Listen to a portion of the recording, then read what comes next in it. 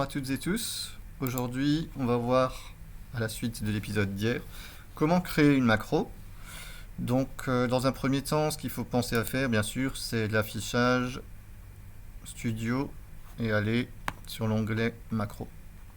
Donc là, vous activez ça et vous avez du coup ce bout de page là qui apparaît avec macro, donc la possibilité de l'enregistrer, et la bibliothèque des macros qui existe déjà, que vous avez déjà importé dessus, donc grâce à la première vidéo que j'avais fait sur ce thème là. Donc là on va faire lancer l'enregistrement, tout simplement. Ça va être comme un magnétophone, un magnétoscope. Donc on va avoir notre photo, il faut bien penser à la déverrouiller, enlever le petit cadenas. Vous allez ici lancer l'enregistrement, on va prendre par exemple la sélection ellipse, on va faire une sélection, voilà, on va la déplacer un peu pour avoir quelque chose d'assez joli.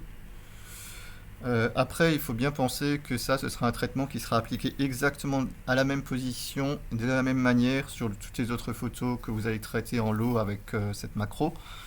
Donc voilà, ça va être exactement la même position, hein. Donc voilà, ce ne sera pas forcément attribué à l'ensemble de vos photos de manière automatique, mais ça peut aider. Donc là, on va sélectionner ça, on va faire CTRL-J pour sortir en fait la sélection. Donc là, on voit qu'il nous a généré la petite vignette avec l'aperçu. On va basculer là-dessus, on va basculer de nouveau sur l'arrière-plan. Donc là, il nous dit oui, arrière-plan, ok, on va le sélectionner. On va pouvoir le masquer tranquillement, histoire de travailler uniquement là-dessus. On va faire CTRL-D pour ne plus avoir à être embêté avec la sélection. On va faire des effets. On va lui dire, on veut un contour de 10 pixels par exemple. Donc c'est bien. Alors, hop, c'est bien sur celui-là. Ah, j'ai basculé, voilà. Alors, on retourne là-dessus, pardon. Voilà, arrière-plan, ok. Sélectionnez sur celui qui s'appelle arrière-plan. Sur le 1 à partir du haut. Ça nous bascule bien là-dessus. Donc là, c'est simplement, voilà, c'est simplement pris en compte quand même dans la macro, il n'y a pas de problème.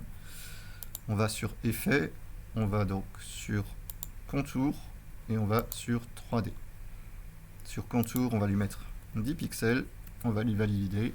Ok, on a bien notre 3D et nos 10 pixels. Maintenant, on va reprendre tout ça, on va le recadrer pour avoir uniquement la zone qu'on voulait. Tout simplement.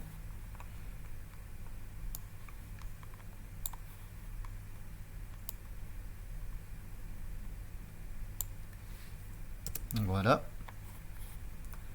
Et maintenant, ce qu'on peut aussi faire, c'est, on va cliquer là, on va faire, du coup, donc là on est bon, ok, parfait. Ok, voilà. Donc là, on est tout bon, on a tout sélectionné, l'autre est parti aussi, on peut sélectionner arrière-plan, on va le faire sélectionner aussi, on va faire supprimer, et on va arrêter notre macro. Maintenant, on va voir pour l'ajouter dans la bibliothèque, donc on va ici ajouter la bibliothèque, on va mettre test ovale par exemple, ok, et on va aller ouvrir une autre photo, par exemple celle-là. Donc là, comme dit, les dimensions sont différentes, le recadrage, la situation de la photo, en fait, la composition de la photo est différente, mais ça devrait donner quand même un résultat assez sympa. Donc il faut toujours penser ici à décocher ça. Là, vous avez un petit cadenas, il faut juste aller cliquer dessus une fois et ça vous le déverrouille. Et maintenant, on va sur bibliothèque cette fois-ci et on a notre test ovale. Et donc là, voilà, il a sélectionné juste une petite partie, mais il nous a bien fait la sélection exactement de ce qui correspond à cet endroit-là, avec notre effet 3D et notre ovale. Et voilà, je vous remercie pour votre attention, à la prochaine.